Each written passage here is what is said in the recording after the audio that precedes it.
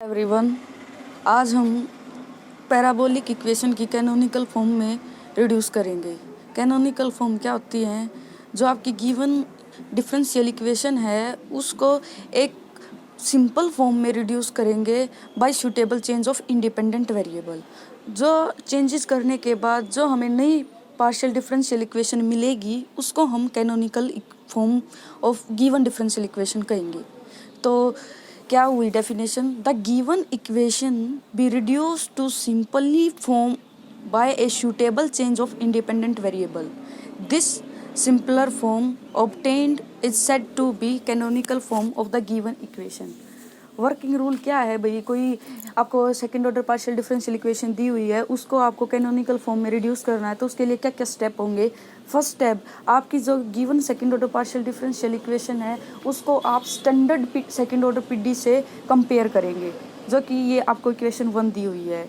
वहाँ से आप capital R, capital S, capital T की वैल्यू उठाएंगे और आप इसमें पुट करेंगे S square minus 4RT।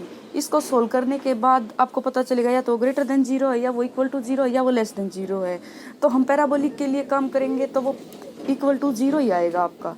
Second step में क्या करेंगे? हमें एक क्वाड्रेटिक इक्वेशन लेनी है, r lambda square plus s lambda plus t equal to 0। यहाँ से आपको लेमडा की रूट फाइंड आउट करने हैं, और एक को मैं लेमडा 1 कह दूंगी और दूसरे रूट को लेमडा 2 कह दूंगी।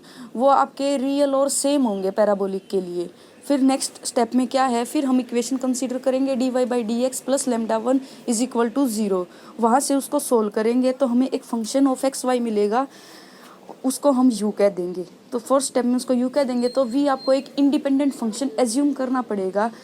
वो आपको कैसे पता चलेगा? जो आपने फंक्शन लिया है वो इंडिपेंडेंट ही है u के साथ, तो उसके लिए आपको जैकोबियन फाइंड आउट करना है, JUV। इसकी नोटेशन ये है, और इसको निकालते कैसे हैं? ये आपको 2 क्रॉस 2 की एक मैट्रिक्स है, उसका डिटर्मिनेंट फाइंड आउट करना है। फर्स्ट रो में आएगा करली u बाई करली x और करली u बाई करली y, और सेकंड रो में आएगा करली v बाई करली x और curly v by curly y is equal to non zero. अगर आ जाता है तो इंडिपेंडेंट है, जीरो आ जाता है तो डिपेंडेंट है, तो फिर आपको कोई और चूज करना पड़ेगा अगर डिपेंडेंट आ गया। पांचवें स्टेप में आपको क्या करना है? PQRST की value in term of u and v find out करनी है, और फिर जो वैल्यू आएंगे उसको आप जो नंबर 1 जो आपने स्टार्टिंग में इक्वेशन जो अज्यूम की थी उसमें पुट कर देना है, तो आपको एक कैनोनिकल फॉर्म u v की टर्म में मिल जाएगी। तो ये इसका कंक्लूजन है। तो फिर आपको अब मैं इससे रिलेटेड आपको एक क्वेश्चन करवाती हूँ। ये एक क्वेश्चन उठाते हैं हम, ये curly square z by curly x square plus 2 curly square z by curly x curly y plus curly square z by curly y square is equal to 0। तो हमारा फर्स्ट स्टेप क्या है? आपको जो ये गिवन इक्वेशन है इसको आपको आपकी जो ओरिजिनल जो स्टैंडर्ड फॉर्म है सेकंड ऑर्डर पीडी की उससे कंपेयर करना है। तो मैं इसको पहले लिख लेती हूँ, r plus 2s plus t is equal to 0। यहाँ से आप इसको स्टैंडर्ड फॉर्म से कंपेयर करेंगे तो कैपिटल R की वैल्यू आपके पास 1 होगी, कैपिटल S की वैल्यू 2 होगी, और कैपिटल T की वैल्यू आपके पास 1 होगी। तो हमने फाइंड आउट करना है S square minus 4RT। S square की वैल्यू है 2 का स्क्वायर हो जाएगा माइनस 4, R की वैल्यू 1 है, T की वैल्यू 1 है, तो 2 square minus 4 4 minus 4 is equal to 0 आ जाएगा। तो 0 आ गया तो एस स्क्वायर माइनस 4RT जब 0 आता है तो आपकी जो सेकंड ऑर्डर पार्शियल पीडी जो है आपकी वो पैराबोलिक बनेगी। ठीक है, अब आपको सेकंड स्टेप में क्या है? क्वाड्रेटिक इक्वेशन एज्यूम करनी है, r lambda square plus s lambda plus t is equal to 0। R की वैल्यू 1 है, एस की वैल्यू 2 है और टी की वैल्यू 1 है। मैं इस क्वाड्रेटिक इक्वेशन में इनको पुट कर देती हूँ।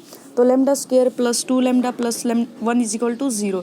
तो इस लेमडा की रूट फाइंड आउट करनी है। ये आपको a plus b x plus 1 lambda plus 1 whole square का फॉर्मूला बन रहा है आपके पास। तो लेमडा की वैल्यू क्या आ गई? -1 तो रियल एंड रिपीटेड रूट आ गए आपके पास। तो आपके एक मैंने इस रूट को लेमडा 1 एज्यूम कर लिया, तो लेमडा 1 की वैल्यू आ गई आपके पास -1।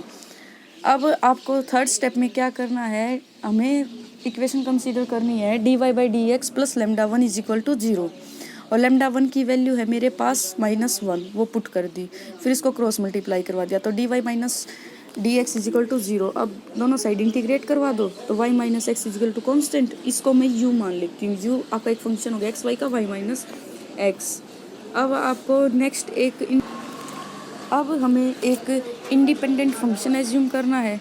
मैं v को x एज्यूम करके देखती हूँ, और फिर उसका u के साथ जकोबियन निकालेंगे। तो j ऑफ u v, तो करली u बाई करली x, करली v बाई करली y, करली v बाई करली x और curly v by curly y। तो ये आपके u को x के रिस्पेक्ट में पार्शियल डेरिवेटिव करोगे तो -1, u को पार्शियल डेरिवेटिव करोगे y के रिस्पेक्ट में 1, v को पार्शियल डेरिवेटिव करोगे x के रिस्पेक्ट में 1 और v को y के रिस्पेक्ट में पार्शियल डेरिवेटिव करोगे तो 0। तो डिटर्मिनेंट कितना आ गया -1 विच इज़ नॉट 0। तो हैंस आपका u और v कैसे फंक्शन हो गए, इंडिपेंडेंट फंक्शन हो गए। तो आपने अगर और कोई मान लिया होता बाई चांस 0 आ जाता तो फिर आपको ये दोबारा से काम करना पड़ता, किसी और फंक्शन को सर्च करना पड़ता जो u के साथ इंडिपेंडेंट होता। अब आपको नेक्स्ट स्टेप में क्या करना है, p q r s t की value in terms of u and v find out करनी है।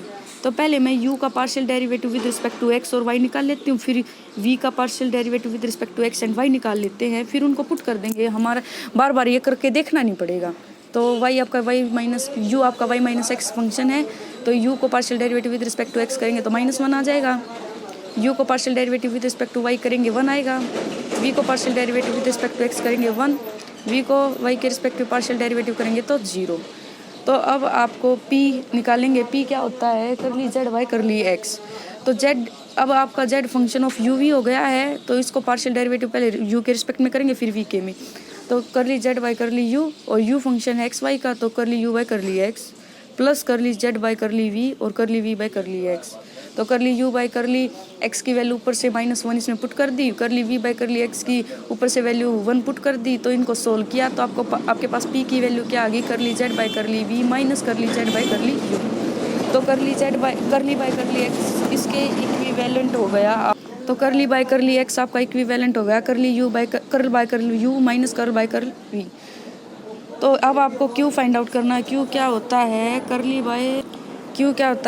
बाई करली y करली z बाई करली u इंटू में करली u by curly y plus करली z by curly v into में करली v बाई करली y। तो यहाँ से आपको इनकी वैल्यूज़ को पुट करेंगे तो आपके पास q क्या आ जाएगा, करली z बाई करली u।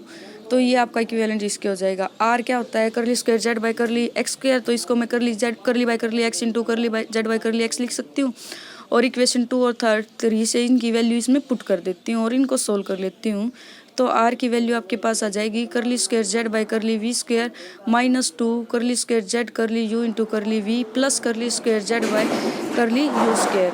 अब इसकी वैल्यू निकालते हैं, करली स्क्वायर z बाई करली x इंटू करली y। तो करली बाई करली x इंटू में करली z बाई करली y। तो इक्वेशन 3 और 4 से मैं पीछे से इनकी वैल्यूज़ को उठा के इसमें पुट कर देती हूँ। तो आपके पास s क्या आ जाएगा, करली स्क्वायर z बाई करली u इंटू करली v माइनस करली स्क्वायर z बाई करली u स्क्वायर। अब t की वैल्यू निकालते हैं, t क्या है, करली square z by curly y square करली बाई करली z करली y इंटू करली z बाई करली y। तो 4 और 5 से मैं देखो 4 और 5 से मैं इनकी वैल्यू इसमें पुट कर देती हूँ। तो t की वैल्यू आपके पास आ जाएगी करली स्क्वायर z बाई करली u स्क्वायर।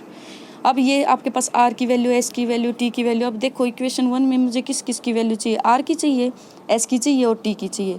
तो मैंने ये सारी फाइंड आउट कर ली हैं r s t, और मैं ये इक्वेशन 1 में पुट कर दूंगी और इनको सोल्व करेंगे तो हमें curly square z by curly v square is equal to 0 मिला।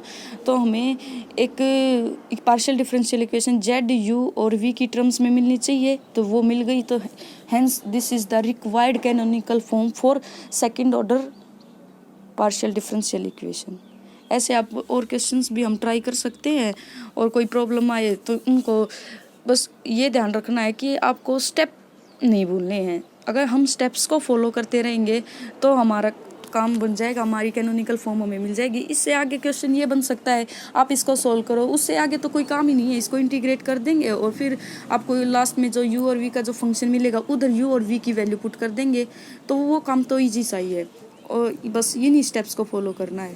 तो पिछले लेक्चर में हमने आपकी हाइपरबोलिक कैनोनिकल फॉर्म में रिड्यूस किया था आपकी गिवन पीडी को। अब सेकंड ऑर्डर पीडी को पार्शियल, जो आपकी सेकंड ऑर्डर पीडी है उसको पैराबोलिक फॉर्म है, उसको पैराबोलिक फॉर्म के लिए कैनोनिकल फॉर्म को बनाया है। ऐसे अब नेक्स्ट में देखते हैं कि इलिप्टिकल के लिए काम करेंगे। Thank you.